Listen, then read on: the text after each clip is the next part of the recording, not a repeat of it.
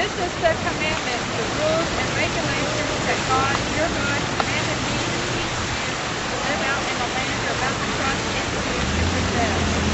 This is so that you'll live in deep reverence before God lifelong, observing all his rules and regulations that I'm commanding you, you and your children and your grandchildren, living good, long lives. Listen obediently, Israel. Do what you're told so you have a good life, a life of abundance and bounty, just as God promised, and a land abounding in milk and honey. Attention, Israel. God, our God, God the one and only. Love God, your God, with your whole heart. Love him with all that's in you. Love him with all you've got. Write these commandments that I've given you today on your heart. Get them inside of you, and then get them inside your children. Talk about them wherever you are, sitting at home or walking in the street.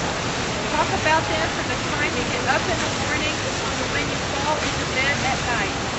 Tie them on your hands and foreheads as a reminder. Inscribe them on the doorposts of your home and on your city gates.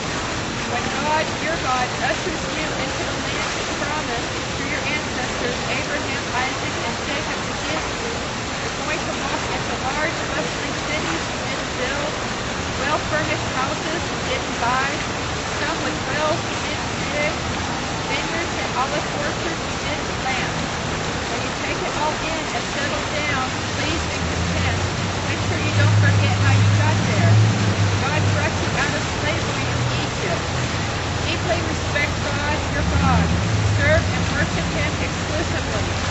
Back up your promises with his name only. Don't fool around with other gods, the gods of your neighbors, because God, your God, who is alive among you, is a jealous God. Don't provoke him, igniting this hot anger that would burn you right off the face of the earth. Don't push God, your God, to the wall as you did that day in Massah, the testing place. Carefully keep the commandments of God, your God, all the requirements and regulations he gave you.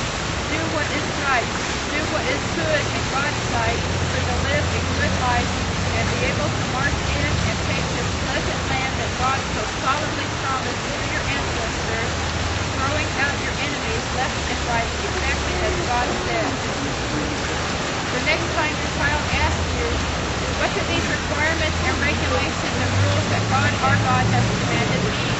Tell your child, we were slaves to Pharaoh in Egypt, and God powerfully intervened and brought us out of that country.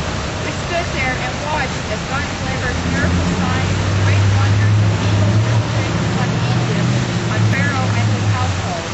He pulled us out of there so he could bring us here and give us the land he so solemnly promised to our ancestors.